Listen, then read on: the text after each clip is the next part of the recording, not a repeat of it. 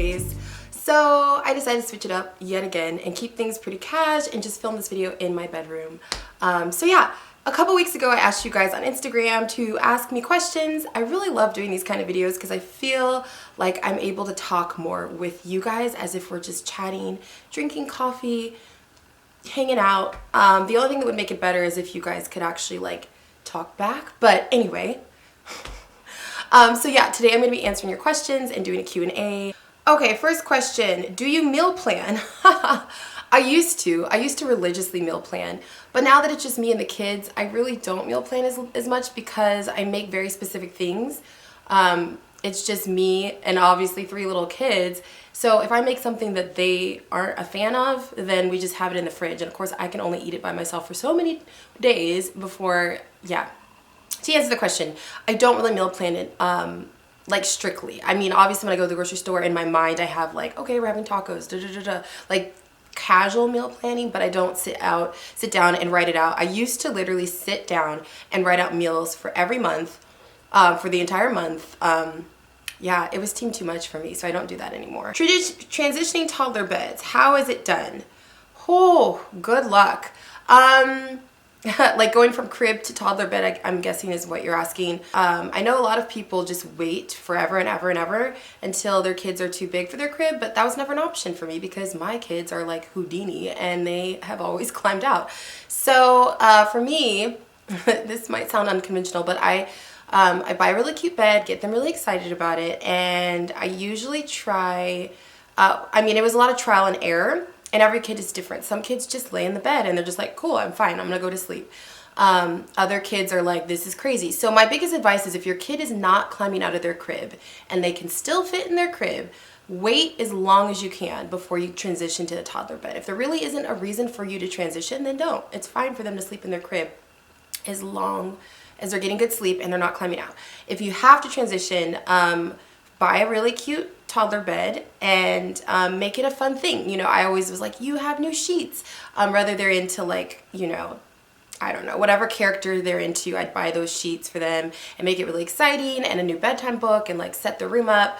And then we'd go through the bedtime routine like normal and then let them know, okay, you can lay down, here's some books, here are a few toys that you can have in your bed, and just really encourage them to stay in their bed. And a lot of kids just do. My kids, of course, I love my kids, but they're like, what? I can get up and come out? So yeah, another thing which not everyone is comfortable with, and this might sound really bad, but it was fine. Because I had to transition my kids so young to a toddler bed, and they were still, like Audrey was little still. And she just didn't understand to not come out. Like, I don't know that she was being naughty. I think she was just like, I can come out. She was basically a toddler. I also had very tall kids who could reach the doorknobs. So I switched the doorknobs around so that I could lock it from the outside. And then it just kind of took that away, where they would try the door, it didn't open, and so they'd be fine. I didn't lock my kids in their room forever. It was just during the transition. Actually, Maddox, it was a little longer than the transition. But yeah, everyone does it differently. But I highly suggest, if your kid does keep coming out, trying that. And you can always unlock it after they're asleep, you know, so that they can come out in the morning. But anyway, good luck. Okay, how do you combat or stay ahead of feeling of comparison and envy? That's a really good question. I think it's really easy to fall into that. You know, you get on Instagram and everyone's doing, you know, everyone's sharing something, everyone's doing something amazing, going on a trip or in a bikini or whatever. And it's really easy to start comparing and being like, ugh. When I fall into those things, I usually try to get off of social media because I feel like social media can really be hard. And I try to focus on, if I'm having an issue with comparing, I will get off of social media and I will try to do something for myself, because a lot of times it's a mental thing within yourself. Comparing and feeling less than, it's a headspace thing. It's not necessarily that you are less than or someone is like better than you. It's just you're focusing on what someone else is doing instead of you. So I try to get off of social media, maybe take a break for the day, and then I'll just kind of think about like, what are your goals? Make it about you. Yes, everyone is doing their thing, but everyone has a different journey, a different path. What works for them isn't always what's going to work for you. And what they have in their life may not even be what you want. So I'll try to just sit down and think about things I'm grateful for and goals that I have had and I've accomplished. Just being mindful and present, I think, is really helpful. What is your least favorite part of your job? So as a digital content creator, I create content obviously for my brand and for other brands, and I am very much so on. I'm on social media a lot because that's just part of the deal. And I think the hardest part of that is being on all the time. I am an introvert at heart, and I think people are like, no, you're not. You're probably an ambivert, or because I come across very extroverted. I can be very extroverted, but no, I am truly an introvert. So being on all the time can sometimes put my brain at capacity. Like there are days where I'm like, I don't want to share anything. I don't want to be on social media. I don't want to post anything. I just want to be a recluse in my house for weeks. And that's not always an option. So I think that is hard, and also balancing sharing and being authentic, but not feeling like I have to share my entire world and not have any privacy.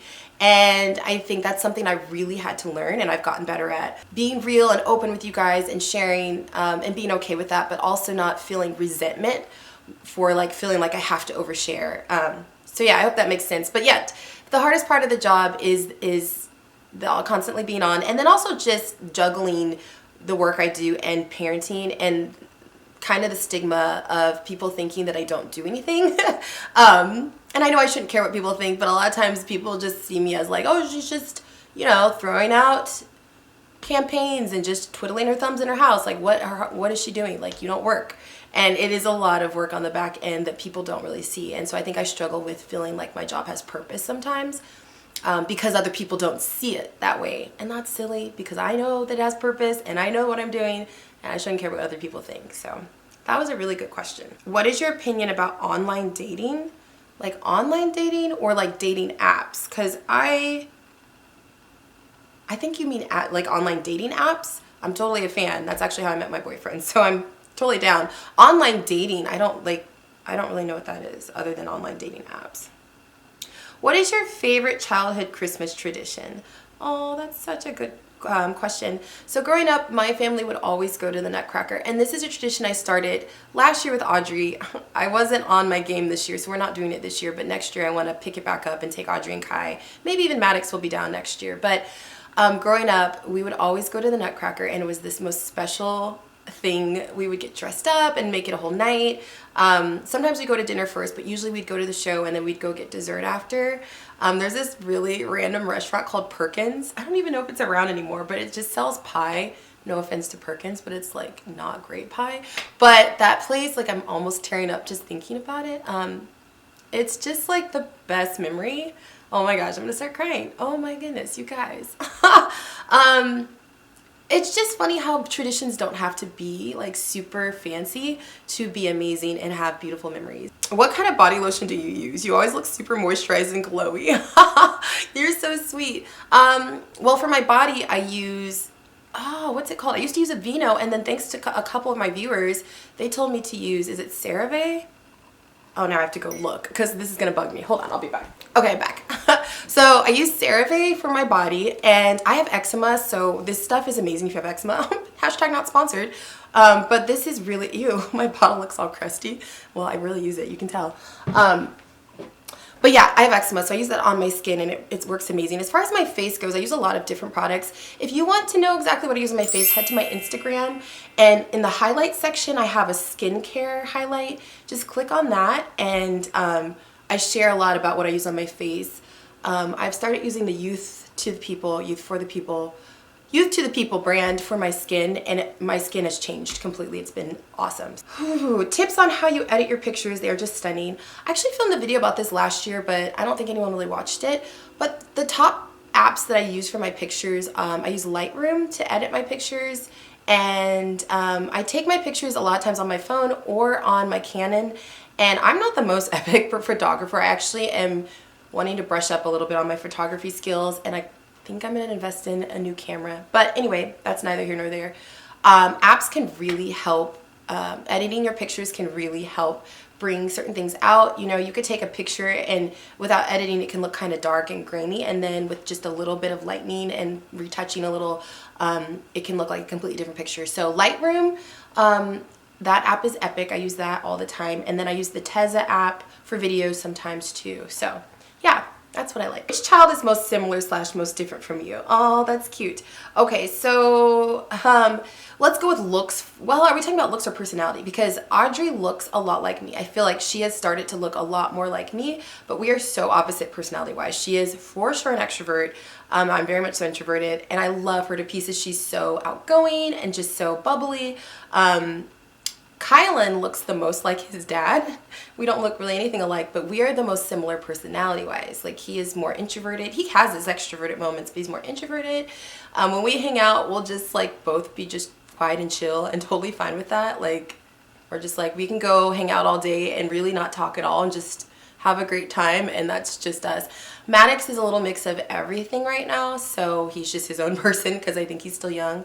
Him and Audrey vibe pretty well because they're both on that level, although he vibes well with Kai too, so I think he's just a little mix of everyone. The most different, I guess I already answered that. I would say Audrey in a great way, but there are definitely days where I am too introverted for her and she's too extroverted for me. I think I can openly say that because there's times where I just get tired of, like, I just get tired. I don't have anything else to say, and she'll be like, Mom, you're not talking. Like, I'm like, sorry, I just don't have anything else to say. What's your biggest regret?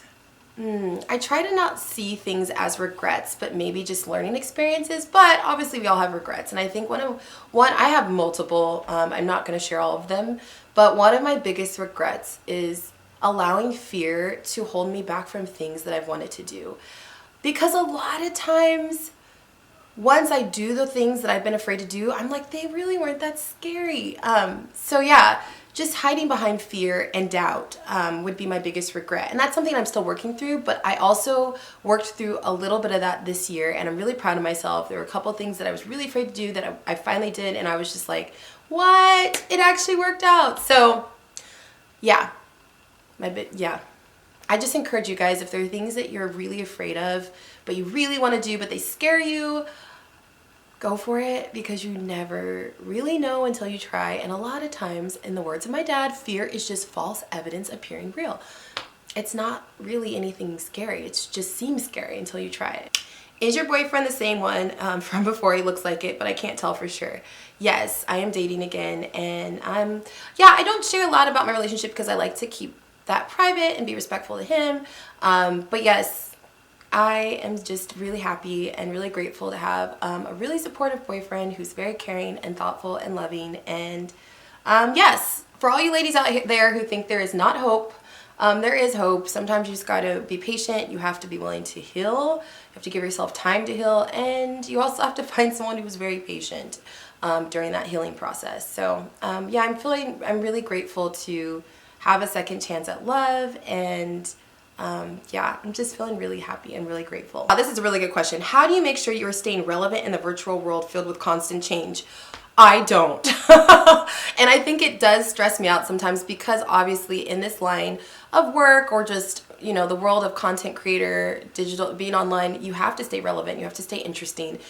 And I don't always feel the need to do that because I'm just me. And I think other people do a really good job of being relevant and staying up to date and like, oh, this is changing, I'm gonna change. And I've never done well with change. I've gotten a lot better, but I'm one of those people that have always been slow to change. I like things to stay the same. I like when I know exactly what to expect. And I know that's not always a good thing, and it's good to branch out and change. So I will say YouTube and social apps have really helped my personality blossom in being okay with change and being okay with moving from the old to the new. But yeah, I don't really know if I stay relevant, you guys. I so appreciate the people who have followed me all these years and I'm relevant to you guys. Like, that's really sweet, because I honestly don't really feel like this is not a dig on myself. I'm just, you know, I'm just me. I'm just Brittany. I'm just Britt. So yeah, I don't know if I will always be relevant. I think being yourself and being authentic is always relevant and always relatable. So that's something that I will always try for and do. And I think that part of me has really helped me stay relevant. But yeah, other than that, I don't really know. I'm 33. I feel like I am growing out of this industry. I'm getting too old. Like, I tried to download TikTok. I didn't try. I did. I have a TikTok and there's one video up because I just can't keep up. I do think the app is really fun and I like to get on there and watch things. But yeah, I'll link my TikTok if you guys want to follow me. I mean, I have one video up. I think in the new year when I have a little more time, I will try to devote a few little things to TikTok because it's a fun app, but I partially feel like I'm too old to be on it. What do you tell yourself if you feel like you're not moving in life? I'm 24, I need advice. Aw. Sometimes you just get stuck and you just feel like, I don't know. Okay, so here's my advice. If you feel like you're not moving in life, I would say sit down and write out 3 or 4 goals. When I say goals, I mean things that make your heart sing, things that make you excited. And even if they're crazy, just write them down. Even if they're things that you're like, oh, that I could never, like that sounds great, but I could never. Write them down anyway. And then under those things, write down why you like them, why it would be a goal, and then circle 1 or 2 that you want to go for. And then once you do that, write another list of how you can go for it. And it could be tiny little things. These goals don't have to be done all at once. I think that sometimes it's really easy to get on social media and to look at other people who are successful and think that it happened overnight. You know, maybe someone that you really respect, they're doing great, they're thriving, they're doing all these things, and you're like, oh my gosh, I'm so stuck, I can't even do anything. But guys, it didn't happen overnight. So just know that nothing happens overnight, and you might be feeling stuck right now because maybe you're in a place of healing. Maybe you're in a place of growth because, you know, maybe you were hurt, or maybe you've experienced loss. Sometimes not moving isn't a bad thing, and that's something I really had to learn from trial and error, because a lot of times society tells us if you're not moving, you're not progressing, then you're not doing anything with your life. But not moving doesn't always mean you're not doing anything. You could be healing right now. You could be just trying to figure life out, and that's okay. And sometimes when you are moving, you feel like you're not. And what I mean by that is sometimes when you're growing and you're in a place of maturing and moving from old to new, it can feel like you're just kind of stuck, but it doesn't mean that you are. So I would just say try to stay present, try to work on those goals that you have that you know you can accomplish, and have a few goals that you really want to reach for that aren't attainable right now, and take little steps to get there, because it's not about perfection, it's about consistency.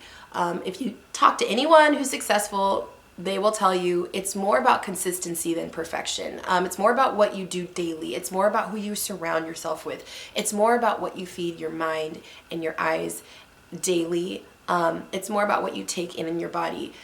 It's about those things than just succeeding or, you know, being busy and all that. So I'm sending you a hug. You won't always feel stuck. Man, 24, what a great age. You may not feel that way, but like, oh, to be 24 again. Turning 32 later this month. Any advice?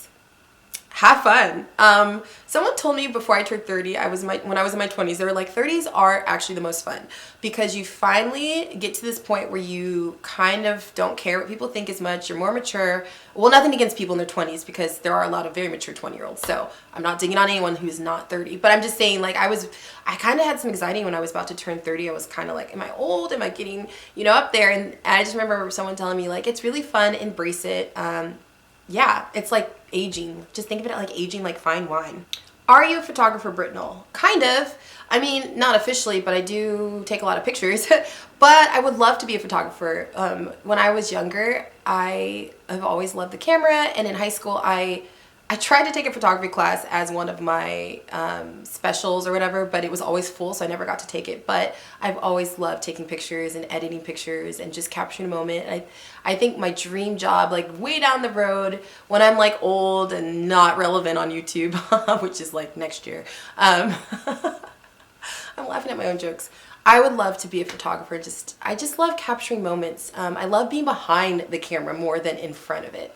Okay, you guys, that is all for the questions. Thank you to everyone who asked a question. I love doing these kind of videos. Thank you so much for watching, and I will talk to you in the next video.